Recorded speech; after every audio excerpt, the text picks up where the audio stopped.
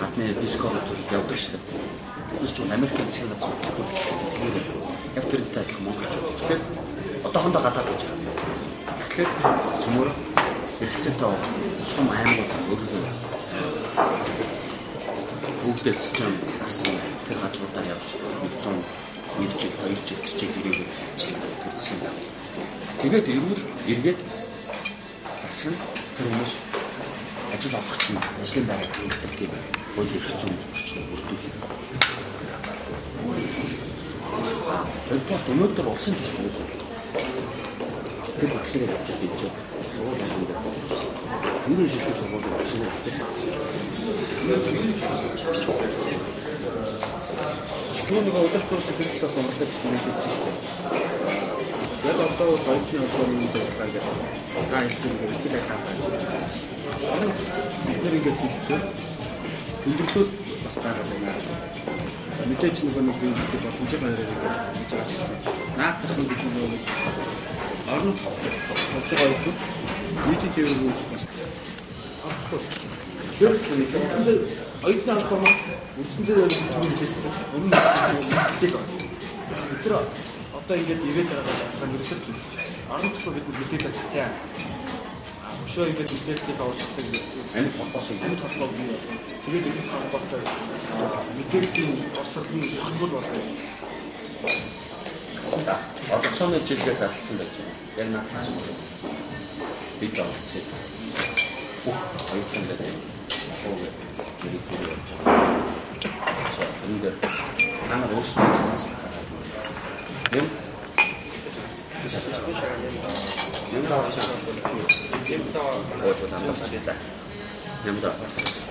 Нямдаа автор шагаа шаагаад ингээд санаас өнөөдөр нэг зохион байгуулж ирсэн. Яг энийг би олцоод байна.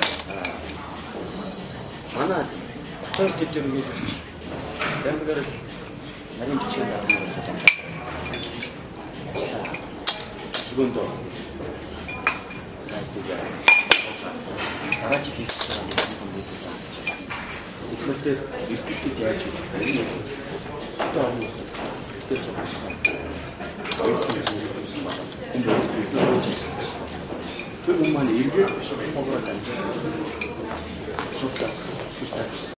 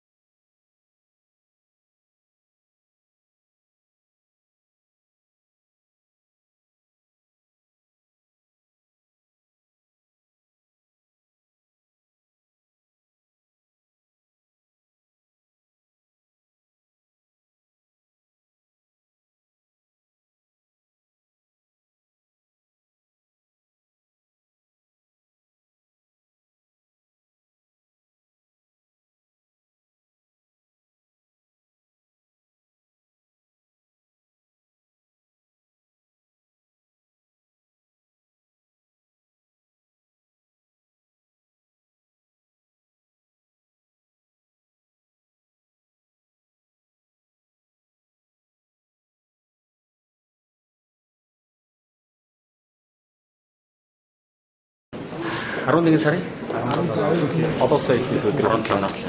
За ингээд өнөөдөр Эрдэнэтийн оюутны төлөөлөл, шилдэг оюутнуудын төлөөлөл Улаанбаатар нөө төр засгийнхаа удирдлагуудаа олон нийтийн байгууллагуудаа мөн нэгэн гол нь бол Монголын оюутны холбоотойгоо хийсэн ажил, цаашид тавьж байгаа зорилтууд, хамтын ажиллагааны талаар нэлээд өргөн дэлгүүрийн арга хэмжээг зохион байгууллаа. Өнөөдөр нийт Эрдэнэтийн оюутан залуучууд, оюутны холбооны гишүүд нийт залуучуудаа төлөөлөлд олон улсын оюутны эрхийн өдрийн баярын мэндийг төвшүүлж та бүхэнд нэг талдаа оюутны эрх гэж байдаг, нөгөө талдаа улс орныхоо өмнө эргэн үнийг хүлээсэн үүрэг хариуцлага гэж байдгийг дахин нэг сануулад бүхэл нэг өдрийг одоо жилд эрхийн өдрөө гэдэг эрхээ эдлээд бусад өдрийг нь бол ер нь үүрэг хариуцлагын өдөр гэж ухамсарлаж ажиллаж амьдралаа одоо төлөвлөж зохион байгуулвал манай Монгол улс ард иргэдэн аз жаргалтай, өндөр хөгжилтэй, өндөр боловсролтой, өрсөлдөх чадвартай дэлхийн хаач очоод ямар ч мундаг компани ажиллах тийм боломжтой. Хүүхдээц маань бидний дээрээс хараад бахархах тийм цаг үе иржээ. Тэр нь оюутнууд манлайлж олцоо гэж байна. За